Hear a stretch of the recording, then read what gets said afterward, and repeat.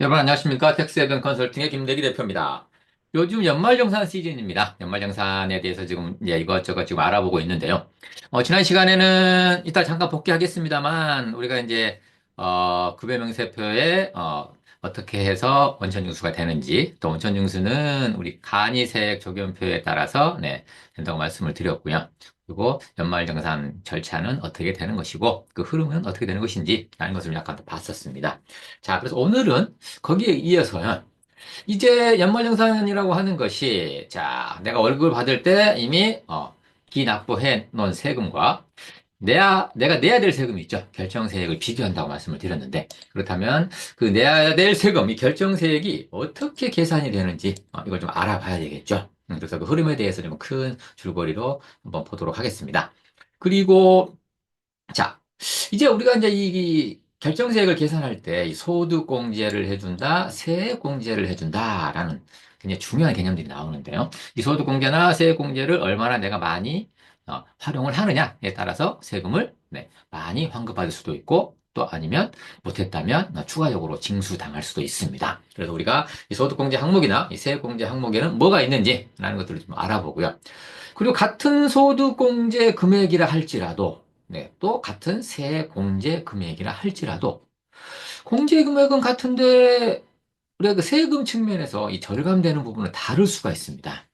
왜 그러는지 그 이유에 대해서 오늘은 좀, 자, 예를 들어서, 사례를 들어서, 비교를 좀 해보도록 하겠습니다.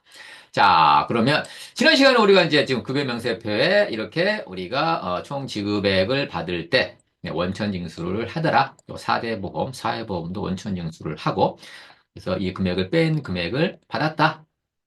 그리고 이 원천징수는 근로소득 간이세액표라는 표에서 할 수가 있는데 내가 한 달에 받는 급여액과 공제 대상 가족 수가 몇 명이냐? 그리고 그 공제 대상 가족 수 중에 8세 이상 20세 이하 자녀가 또 몇 명이 있느냐에 따라서 원천징수하는 금액이 달라졌다라고 얘기를 했었습니다.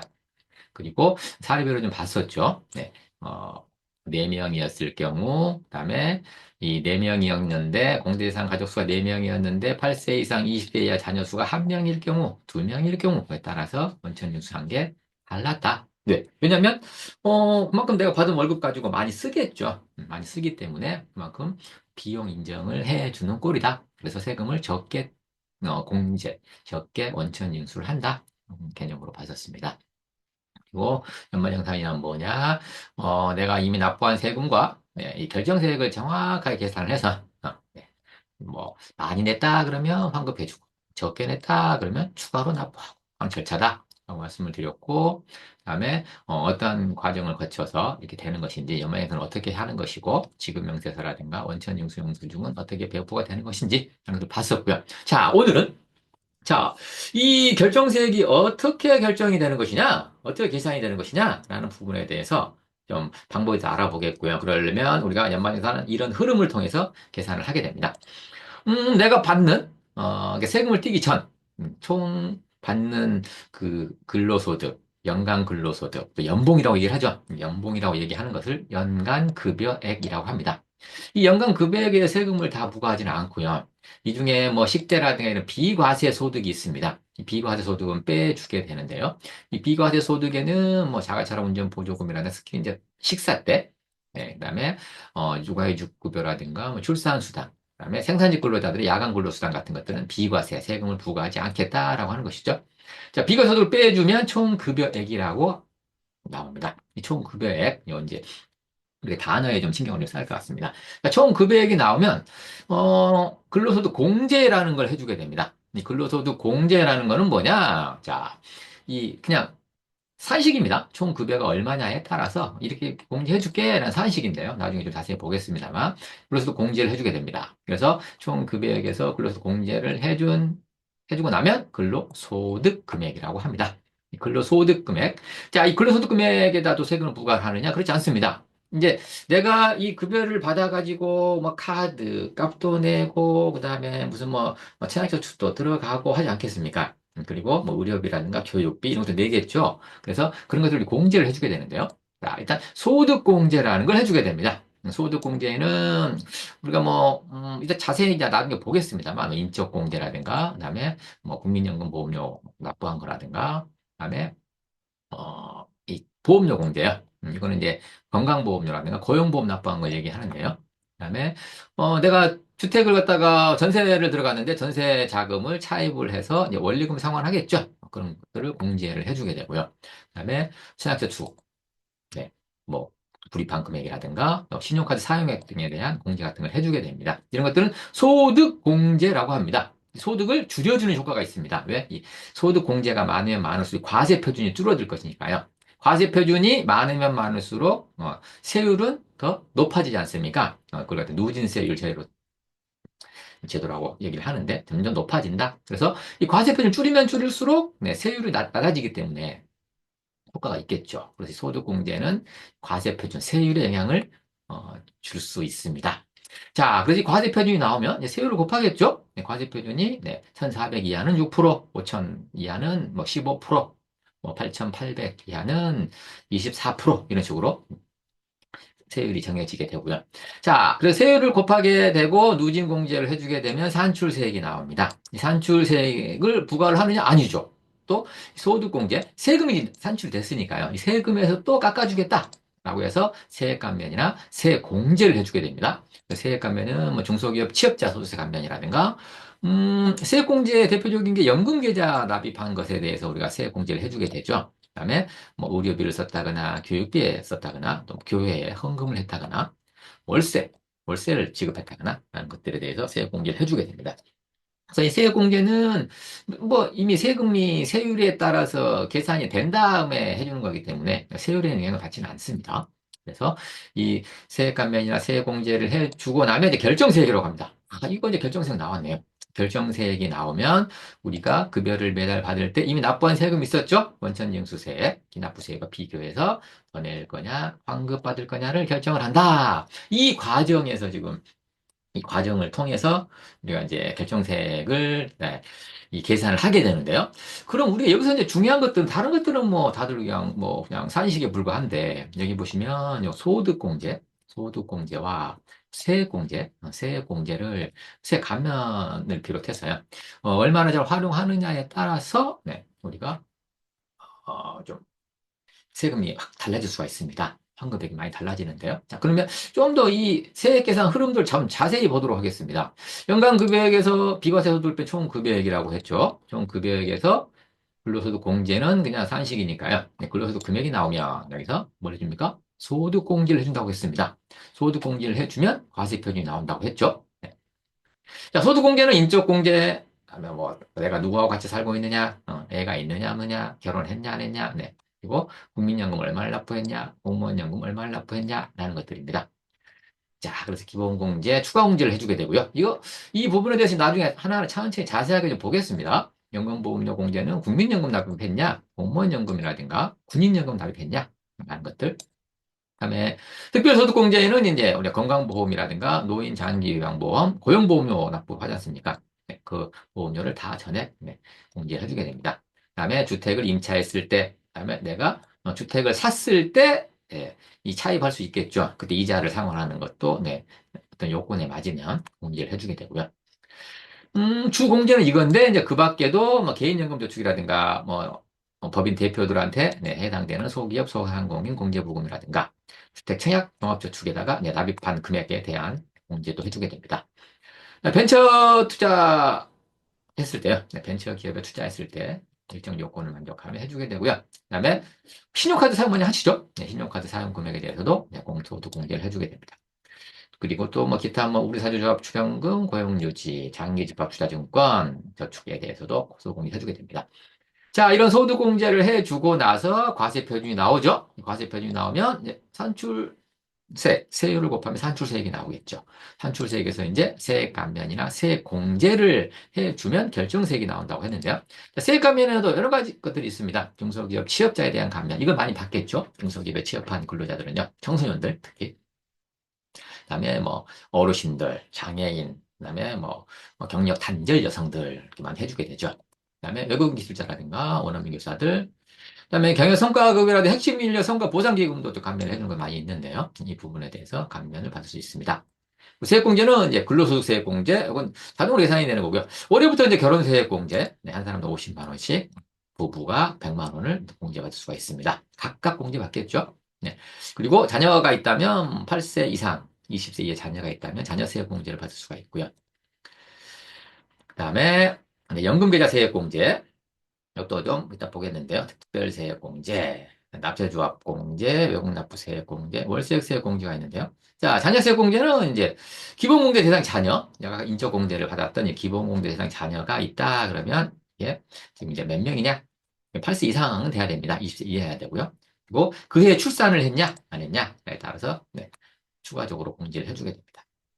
연금계좌세액공제는 퇴직연금에다가 불입을 했냐, 연금저축계좌에다가 불입을 했냐, 그리고 우리 이제 ISA라고 계좌 있죠. 네. 이 ISA 계좌에다가 이제 돈을 넣어놨는데 만기에 돈을 찾아가지고 쓰지 말고 연금 계좌에다가 넣어놔라. 그럼 또 300만 원까지 추가적으로 네, 세액 공제를 해주겠다라는 것이죠. 나도 자세히 볼 거고요. 특별세액공제는 이제 보장성 보험료에 가입한 거 있냐? 보험료 낸 거 있어? 그다음에 뭐 의료비 지출한 거, 교육비 지출한 거, 그다음에 뭐 교회라든가 이런 헌금한 거 있니? 이런 것들 물어보게 됩니다. 그리고 여기에 특별소득공제와 특별세액공제, 여기서 이 특별소득공제와 특별세액공제를 좀 받지 않았다, 공제를 받지 않았다 그러면 표준세액공제라고 해서 13만 원을 해주게 되는데요. 특별소득공제와 의료비, 교육비, 기부금 이 세액공제를 합해서 13만 원 넘어가면은 뭐 표준세액공제를 받을 필요가 없고요. 그걸 받으면 되고 그게 금액이 안 된다면 표준세액공제를 받는 게 유리할 수 있습니다. 자, 이렇게 세액감면이나 세액공제를 받고 난 금액을 결정세액이라고 했었죠. 네, 자, 이 과정을 통해서 이제 좀 자세하게 주고 소득공제에 뭐가 있는지 여기 자세히 지금 봤습니다. 그래서 우리가 음, 이것들은 지금 이제 원천징수 영수증 이번에 이제 3월 달에 받으실 원천징수 영수증에 나오게 됩니다. 총급여, 근로소득공제, 근로소득금액, 그다음에 기본공제, 추가공제, 연금보험료 공제 이런 식으로 해주게 됩니다. 연금계좌 세액공제, 보장성 보험료, 의료비, 교육비 해주게 된다는 거죠. 그리고 또 여기 보시면 신용카드 사용액 소득공제라든가 그다음에 아까 말씀드렸던 주택신약 종합저축에 대한 네, 소득공제. 그다음에 여기 보시면 기부금 세액공제라든가 월세액 세액공제 해주게 된다. 그래서 이렇게 결정세액이 나오게 된다. 그리고 나중에 이제 원천적 영수증을 받게 되시죠. 이렇게 하게 된다라는 것이고요. 자, 그래서 이 우리가 지금 중요한 거는 소득공제나 세액공제이기 때문에 이제 소득공제나 세액공제 소득공제를 받는 게 유리하냐? 세액공제를 받는 게 유리하냐? 라는 것들에 대해서 일단 좀 알아볼 텐데요. 자, 그래서 이건 좀 자세하게 좀 보겠습니다. 방금 말씀드렸듯이 소득공제는 인적공제, 연금보험료공제 이런 것들이 있었죠. 네. 그리고 인적공제는 기본공제, 추가공제 하나하나의 공제에 대해서는 나중에 자세하게 좀 보겠습니다. 네. 근데 이런 것들이 지금 이렇게 공제가 되는 것들이 많이 있더라. 라는 것들을 좀 큰 한으로 보기 위해서요. 좀, 어, 보고 있는데요. 주택자금 공제는 주택 임차 차입금, 원리금 상환액이라든가 장기주택 저당 차입금, 이자 상환액을 주택자금 공제라고 합니다.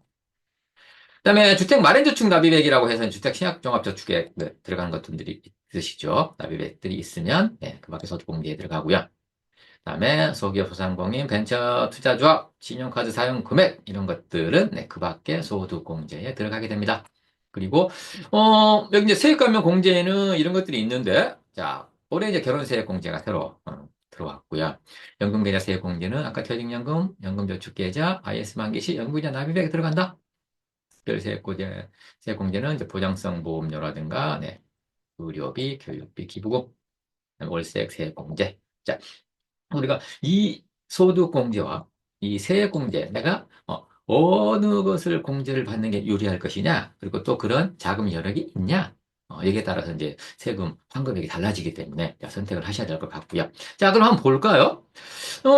우리가 이제 급여를 받을 때요, 이렇게 받겠죠. 자, 세 명을 한번 비교를 해보겠습니다.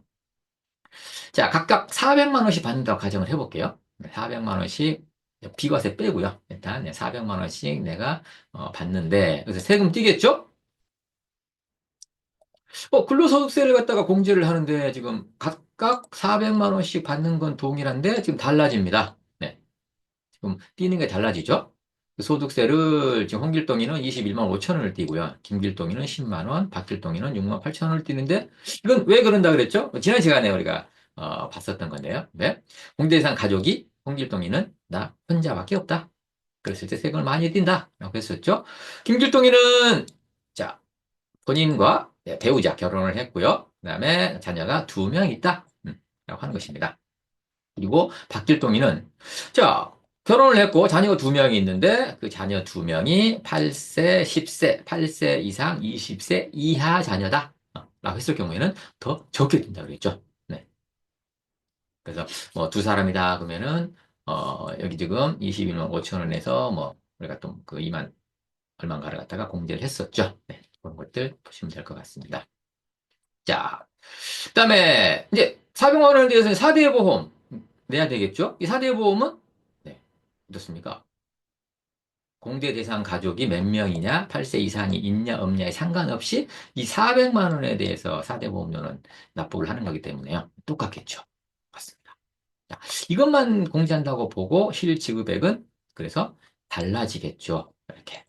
같은 400만 원을 받더라 하더라도 네, 본인이냐 가족이 4명 있냐 4명 있는데 8세 이상 자녀가 몇 명 있냐에 따라서 달라진다. 그러면은 연간 뭐 지급받는 것도 또 달라질 수 있겠죠. 네. 그래서 자 이렇게 금액을 매달 받으실 겁니다. 이렇게 받는데 이제 이렇게 받아가지고 이제 뭐 신용카드도 쓰고 청약저축도 납입하고 그다음에 무슨 뭐 의료비도 지급하고 교육비도 지급하고 할 거 아니겠습니까? 그래서 이걸 가지고 이제 연말 정산을 하게 되겠죠. 그래서 한번 가위로 한번 계산을 해볼까요? 자, 기본 공제 대상자가 네, 몇 명이냐? 아까 본인 혼자 있냐? 아니면은 네, 몇 명이냐?에 따라서 달라진다고 했는데요. 자, 볼까요? 자, 홍길동이가 총 금액이 매달 400만 원씩이니까 4,800만 원일 겁니다. 근로소득 공제라는 걸 갖다가 자동적으로 해준다 그랬죠? 이거 1215만 원인데요. 네, 그래서 1215만 원을 빼면 네, 근로소득 금액이 나옵니다. 자, 여기서 뭐 해준다 그랬죠? 소득공제, 인적공제. 홍길동이는 자기 혼자밖에 없습니다. 그래서 150만 원만 공제가 된다라고 하는 것이고요. 본인 혼자밖에 없기 때문에. 자, 국민연금 건강보험료 등을 아까 우리가 아까 계산했었죠? 여기에서 37만 6,160원 곱하기 12를 하게 되면은 약간 451만 원 정도 나옵니다. 조금 더 나오는데요. 자, 신용카드 공제 등은 뭐 공제하는 게 없다라고 지금 가정을 해보겠습니다. 공제하는 것이 없다라고 가정을 해보고요. 그러면 소득공제는 지금 601만 원이 소득공제가 되겠죠. 자, 소득공제를 하고 난 금액을 과세표준이라고 했었습니다. 과세표준 2,900만 원이 나오고요. 그럼 세율이 15% 적용이 됩니다. 15% 적용이 되면 여기 지금 산출세액이 321만 6천 원이 나오게 됩니다. 321만 6천 원. 그리고 근로소득세액 공제 66만 원 받고요. 자녀세액 공제는 지금 혼자니까 없겠죠. 그래서 결정세액이 255만 6천 원이 나오게 됩니다.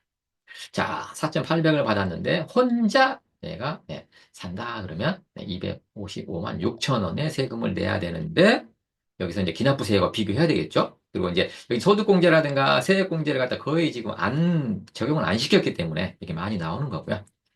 단순 비교해보기 위해서 좀 한 거니까요. 자, 김길동이 한번 볼까요? 자, 이건 똑같겠죠. 네, 총 금액이 같기 때문에. 근데 인적공제를, 네, 여기는 본인, 배우자, 자녀, 네, 그다음에 자녀 두 명이기 때문에 네 명 곱하기 150만 원, 네, 600만 원을 받을 수가 있습니다. 국민연금 건강보험 똑같겠죠. 그래서 이 소득공제는 1,000만 원을 받게 되는 것이죠. 급여는 같다 하더라도 더 많이 소득공제가 되는 걸 알 수가 있네요. 과세표준은 당연히 줄어들겠죠. 3,500에서 1,000만 원을 빼면 2,500이 될 거고요. 그래서 계산을 하게 되면 15% 구간에 속하네요. 이 사람도 15% 구간인데 254만 원 산출세액이 나오는데 근로소득세액 공제를 66만 원 해주게 됩니다. 그러면 188만 원만 내게 되네요. 결정세액이 달라지죠. 같은 급여인데 네. 기본금 대상자 수가 몇 명이냐에 따라 달라진다 이겁니다. 박길동 씨도 한번 볼까요? 박길동 씨도 4,800만 원을 받았는데 이 사람은 네. 본인 배우자 그다음에 자녀가 두 명 있는데 8세 이상이 두 명 있다라고 가정해 보겠습니다. 일단 뭐 이거는 사람당 150만 원을 해주기 때문에 인적 공제는 같습니다. 자녀세 공제가 좀 이제 문제가 될 텐데요. 자, 그럼 여기까지 똑같겠네요. 여기까지는 지금 박길동이나 김길동이나 똑같을 겁니다. 근데 이제 세액공제에서 여기 자녀세액공제가 지금 김길동이는 자녀가 있었습니다만 이게 8세 이하라든가 20세가 넘어가 버렸다. 그러면 자녀세액공제를 받을 수가 없습니다. 근데 박길동 씨는 지금 자녀가 두 명이 있는데 두 명 다 8세 이상 20세 이하다. 두 명이기 때문에 35만 원 자녀세액공제를 받을 수가 있습니다. 그래서 산출세액이 250만 원이 나왔는데 세액공제가 100만 원이 돼서 150만 원의 세금을 내야 된다. 자, 홍길동이는 혼자라서 255만 원을 내야 되는데요. 김길동 씨는 188만 원, 박길동 씨는 153만 원. 달라지죠. 기본공제 대상자가 인원이 몇 명이냐, 또 어떠한 경우에 있느냐에 따라서 이렇게 달라질 수 있다는 것입니다. 이해 가시죠, 이거요? 자, 그리고, 우리 소득공제도 한번 볼까요? 소득공제는 우리가 세율의 영향을 받는다고 했는데, 자, 볼까요? 자, 홍길동 씨가 총 금액 2,700이라고 보겠습니다. 불로소득 공제는 930만 원이 되고요. 총 금액이 다 달라지게 되는 거니까요. 자, 근로소득 금액이 1,770만 원이 나오는데, 자, 일단 인적공제 150만 원을 받아보겠습니다. 국민연금은 이제 2,700만 원에 대해서 253만 원 정도를 낸다라고 계산이 되는 거고요. 신용카드 공제는 공제 같은 걸 안 받았다. 소득 공제 한 푼도 안 받았다라고 가정해 보겠습니다. 그러면 인적공제와 사대보험만 공제를 하게 되면 403만 원이겠죠. 그래서 근로소득 금액에서 소득공제를 빼면 과세표준이 나올 겁니다. 1,367만 원. 여기에서 세율을 곱하면 6%가 적용이 되네요. 1,400 이하니까 산출세액이 82만 2천 원이 나오게 됩니다. 자, 그런데 공제를 아무것도 안 받았다 그러면은 지금 82만 원 정도의 산출세액이 나오는데, 자, 산출세액 나오고 나서 이제 뭐 세공제는 그것은 나중에 볼 거니까요. 근데 지금 이건 소득공제만 비교해 보기 위해서 그 뒤에는 진행을 안 하겠습니다.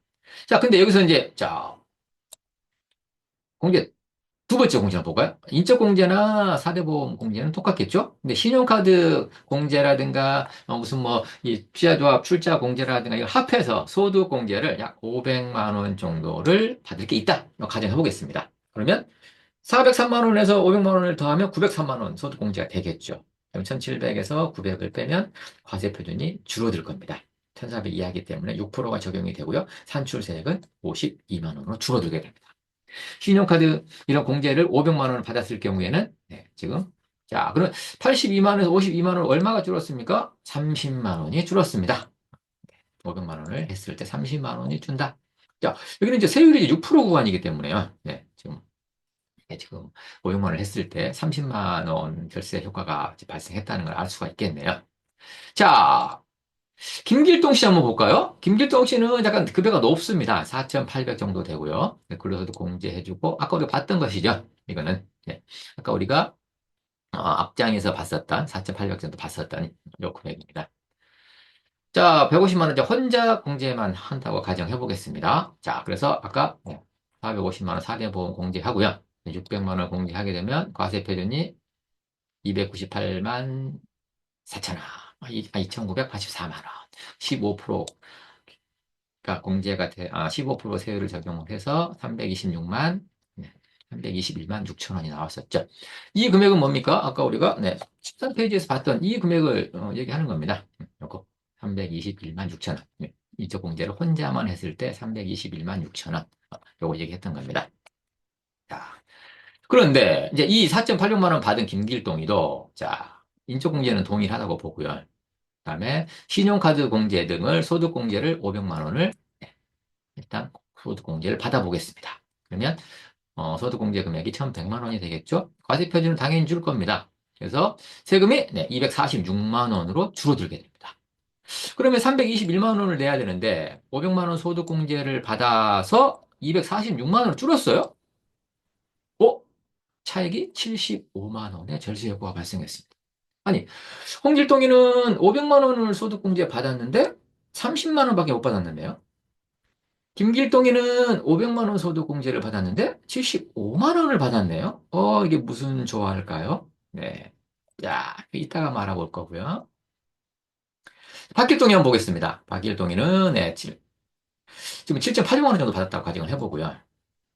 그래서 방식에 의해서 지금 소득공제는 850만 원이 돼서 원래 신용카드 공제라든가 이런 거 안 받는다고 한다면 764만 원을 내야 되는데 500만 원을 받아보겠습니다. 그럼 1350만 원이 되고요. 그럼 세금 얼마 나오느냐? 네, 644만 원이 나옵니다.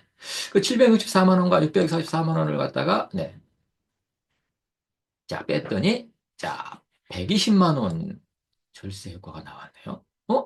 똑같은 500만 원을 소득공제했는데, 급여가 얼마냐에 따라서, 그리고 적용되는 세율이 얼마냐에 따라서 달라지게 됩니다. 절세 효과가. 왜 그러느냐? 자, 이 500만 원 소득공제를 받아서 과세 표준이 줄어든다 그랬죠? 네, 이 과세 표준이 1,300만 원, 1,400만 원 이하, 6% 구간 아니었습니까? 6% 구간에서, 네, 6% 구간에서 500만 원 공제가 된 거 아니겠습니까? 그래서 500만 원 곱하기 6%, 5, 6, 30만 원이, 네, 소득공제가 된다고 하는 것입니다.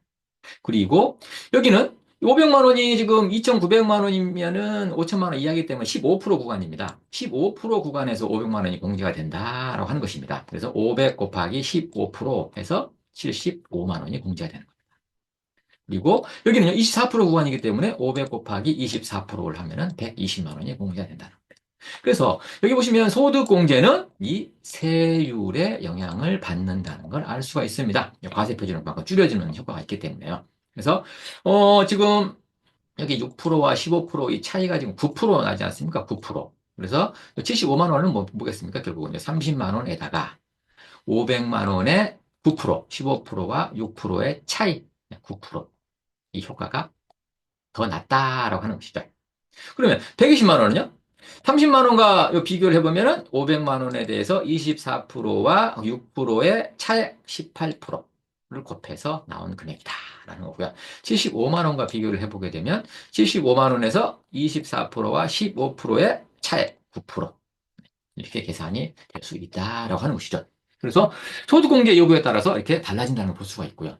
자, 그렇다면 소득공제 여부에 대해서는 여부에 따라서 지금 절세액이 굉장히 크게 막 차이가 나는데 보면은 세액공제는 어떻게 될까요? 보겠습니다. 2,700원 약간 똑같게 되겠죠? 네, 과세 표준이 네, 지금 이게 나왔습니다. 아까 네, 우리가 14페이지에서 봤었던 요 금액을 얘기합니다. 요 금액을. 네. 자, 그래서 이제 여기서 공제를 한번 해볼까요? 자, 근로소득 세액공제라고 자동으로 공제가 됩니다. 연금계좌 세액공제, 네, 빵원이 되고요.